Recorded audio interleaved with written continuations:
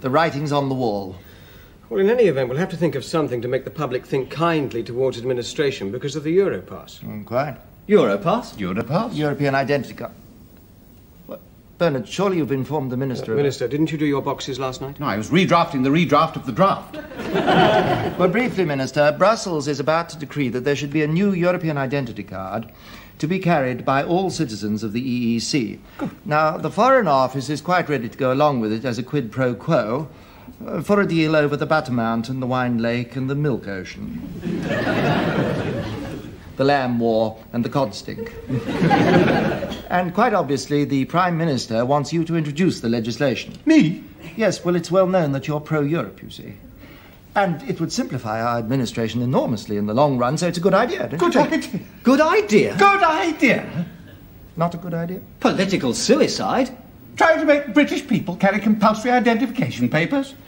They'll say I'm introducing a police state again. Is this what we fought 2 world wars for, Humphrey? Well, Minister, it's really little more than a sort of driving licence. It's the last nail in my coffin, that's what it is. You might get away with calling it Euro Club Express. Bernard, I'm the Why do we have to introduce it? Can't the Foreign Office do it?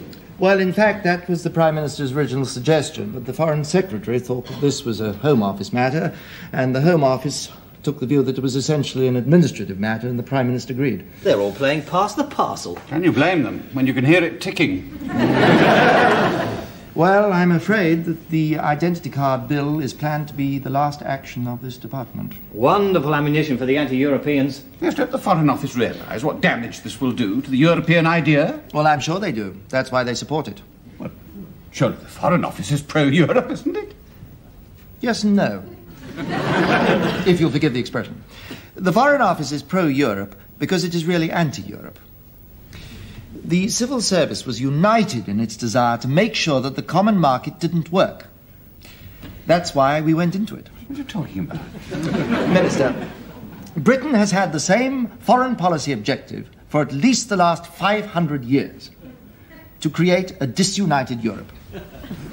In that cause, we have fought with the Dutch against the Spanish, with the Germans against the French, with the French and Italians against the Germans, and with the French against the Germans and Italians. Divide and rule, you see. Why should we change now, when it's worked so well? That's all. Ancient history, surely. Yes, and current policy.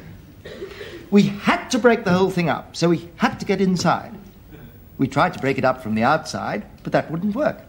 Now that we're inside, we can make a complete pig's breakfast of the whole thing. Set the Germans against the French against the Italians against the Dutch.